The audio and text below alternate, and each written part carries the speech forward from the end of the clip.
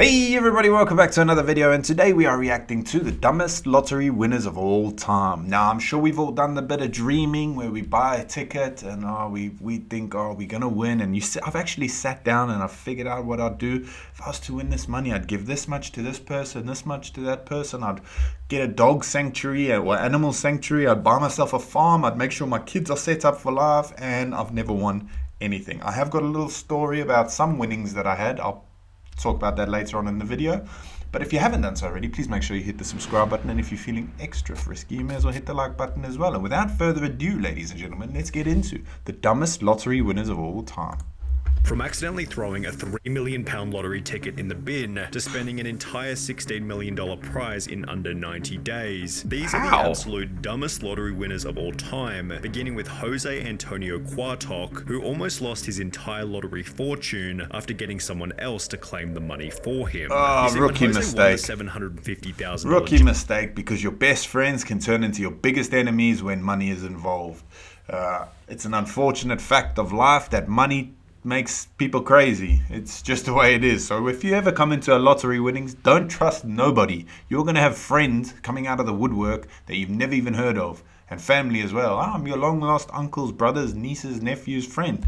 Jackpot Don't back worry, in don't do 2010. He was living in the US illegally, so Jose asked his boss to claim the prize on he his was illegal, behalf, so as he feared he couldn't claim the money without potentially facing legal trouble and deportation. This worked out perfectly until Jose's boss began to falsely state that he was the one He who looked actually so happy purchased the as well. ticket. Taking legal action against his boss was risky, given Jose wasn't supposed to be in the country at all. However, given he had security camera footage of him purchasing the ticket, Jose did so and was able to prove that he was the rightful owner to the $750,000 prize. Only $250,000 this went to taxes, another $250,000 was spent on court fees, and throughout the legal process, Jose was jailed for drunk driving and was deported back to Guatemala as soon as he won the court case. However, at least Jose Antonio Quartok got to keep some of his winnings, as Denise Rossi wasn't so fortunate. When Denise won a jackpot of $1.3 million back in 1996, she'd been married to Thomas Rossi for over 25 years, yet their relationship was apparently lacking in transparency, as Denise didn't tell her husband about the win and instead filed for...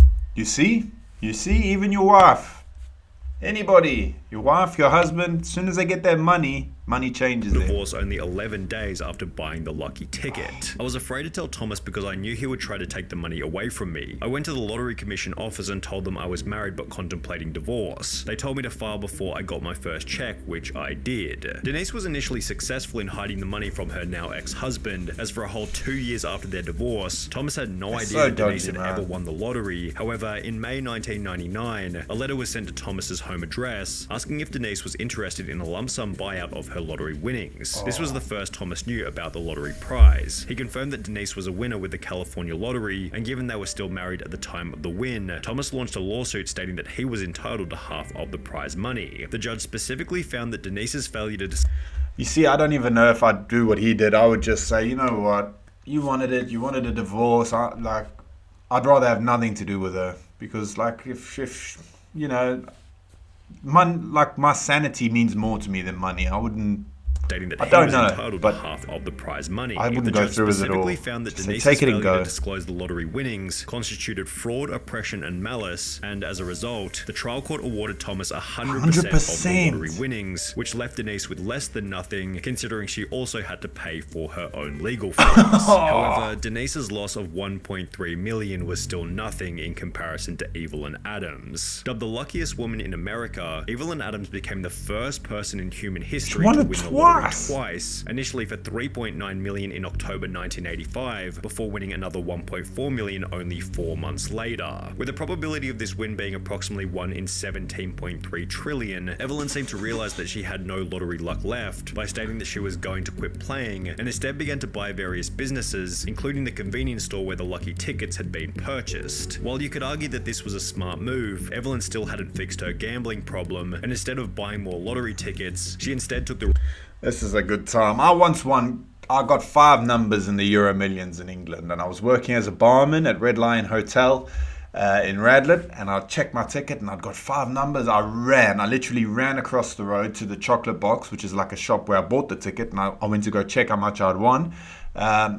only to be told it was £47.50. I was ready to quit my job and hopefully go on a holiday, and it was nothing. And I've never bought a ticket since then, because it's just, what are the chances of that happening again? Me getting 5 numbers in a row. Okay, that was 5 out of 7, but the normal lottery is 6. So yeah, I gave up on it since then. I thought I was going to at least get a few thousand, a couple 100,000. I got £47.50. Evelyn still hadn't fixed her gambling problem, and instead of buying more lottery tickets, she instead took the rest of her winnings to the Atlantic City casinos, where she lost her entire remaining fortune to the slot machines. Without any money left, her business has failed one after the other, and by 2012, Evelyn was living in a trailer park, while stating to the media, winning the lottery isn't always what it's cracked up to be. Kelly Rogers likely had a similar outlook, as after winning over £1.8 million at the age of only 16, her life was also ruined. 16. Initially, Kelly stated, "I will not go wild and spend loads. I'm going to take some advice and see an accountant. Hopefully I will make us all comfortable. I want to help my family, but I won't change. I just want a normal home, nothing posh. I just want a normal car as well." However, as soon as she received the money, Kelly instead spent £11,500 on 2 boob jobs, £300,000 on clothes, makeup and tattoos, as well as £85,000 on top of the range sports cars. Kelly spent a further £250,000 on holidays to locations including Mexico and Euro Disney, £118,000 on gifts to former boyfriends, £190,000 in unreturned loans to friends and family members, and £50,500 on solicitors' fees, all of which being purchased while she was still in high school. Kelly did make a few smart purchases, such as an £180,000 bungalow and a £96,000 home for her mum. However, by the end of the year, Kelly was back to square one, being on welfare with only £2,000 left in her account. She since stated, "It was too much money for someone so young. Even if you say your life won't change, it does, and often not." Yeah, you see, I don't think my life would change. I would help as many of my family and friends as I can. Like, I'd want to set them up, or at least, pay off debts that they stress about at night. I'd buy myself a farm. I'd buy myself a nice pickup truck. I'd get my missus she likes it. I can't remember what it is, but it's like an SUV style vehicle. None of us are into sports cars. I would 100% go on a nice holiday, but then the rest is going in the bank for the kids. That's all I would do. I wouldn't live any differently than I live now, to be honest. Maybe I'd eat some more steak though.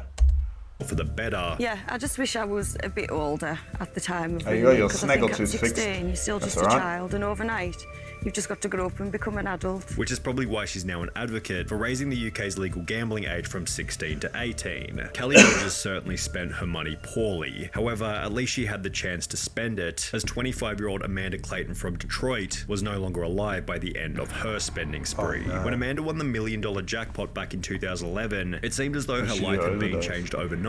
However, her win quickly became controversial after the media learned that she was still collecting food stamps and benefit payments despite having won the lottery. Detroit woman is now the 2nd lotto winner in the state to keep taking food stamps after hitting it big. And Amanda Clayton, who won $1 million and took home a $700,000 lump sum, the 24-year-old says even though she now owns 2 homes, she figured she was still allowed to use a bridge card. After being confronted about the behavior, Amanda had the following to say. "I thought that they would cut me off, but since they didn't, I thought maybe it was okay because I'm not working." And shortly thereafter, she was charged with 2 felony counts of welfare fraud and was ordered to pay back the $5,500 worth of food stamps she'd received. While Amanda quickly paid the $5,500 back, she never got the chance to spend the rest of the money, as only 6 months later she would unfortunately overdose in one of her 2 homes. He says she was tormented by the fame and the problems that came with winning the lottery. What's the point of having money if you're not going to have happiness? He says she didn't want the money anymore and bought things for her family and set up college funds for her children. He says she only had $67,000 of her winnings left. The end to Amanda Clayton's story was somewhat unexpected. However, a 2-second glance at Ryan McGee is more than enough to predict that this lottery win would eventually end in disaster. After winning £6.4 million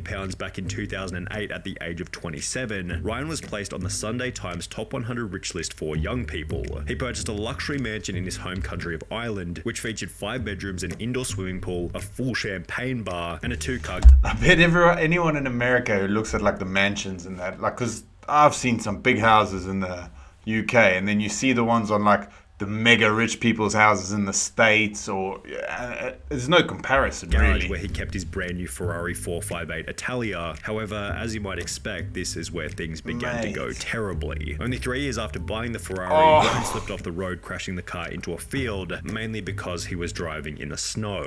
Locals were amazed Ryan was driving the Ferrari in that weather, especially when he had a more suitable Range Rover he could use. The Ferrari was not understood to be running on winter tires, which, while costing around 4,400 pounds, hugely boost grip and handling in icy conditions. Ryan's property development business then dissolved, which was accompanied by a divorce from his wife and the sale of his luxury home. Then, 2 years later, Ryan McGee was pulled over driving an uninsured Ford Focus without a license. However, the most interesting part is that he had to claim legal aid, which is a service for those who are unable to afford a lawyer. Now, Ryan McGee was a complete idiot with his money. However, he still looks like Albert Einstein when compared to Martin Tott. When Martin and his wife Kay won £3 million back in 2001, they didn't go in to claim the prize because, many of them are British. They had no idea that they were winners. They purchased a ticket in passing, completely forgotten about it, and would only come to realize that they were the winners after hearing about the unclaimed prize over 6 months later. The main problem was that at some point, the ticket had been misplaced or thrown out completely. Despite frantically searching, the pair couldn't find their ticket, but were sure they had won because the jackpot numbers matched the ones they used every week. Computer records in their local Londis proved Kay really had purchased the ticket, and the thrilled pair rushed to tell lottery organizer Camelot to claim their prize. But they fell victim to a little-known rule, stating lost tickets must be reported within 30 days. After 45 days of deliberation, Camelot told the devastated couple that they would not be collecting the jackpot, and as a result, the couple's marriage eventually came to an end. We'd only known each other for 2 years, and the lottery ordeal quickly highlighted our differences. All we did was bicker. Sadly, both of us agreed we should split, and Kay moved out. Martin seems to have convinced himself that losing the ticket ended up being a good thing, having stated, "For a long time I lost sight of who I was and what I believed in, but I can honestly say I'm glad I didn't get the $3 million now." Fair enough. There is no guarantee it would have brought me happiness. Fair enough. And if there's anyone else who would have agreed with this statement, it definitely would have been the most miserable lottery winner of all time, William Post. When William won a $16.2 million jackpot back in 1988, he had just $2.46 in his bank account and was able to purchase the lucky ticket by selling a ring for $40 to a local pawn shop. This, in conjunction with the time he'd spent in jail for cashing invalid checks, highlighted William Post's awful money management skills and acted as foreshadowing for how poorly his lottery win was eventually going to be spent. Only 84 days after receiving the $16.2 million, William Post had spent the entire fortune on a boat, a lease for a restaurant in Florida, a used car lot, as well as a private jet. However, even after all of the money had been spent, Post took on a further $500,000 loan to purchase a mansion in Oil City, Pennsylvania.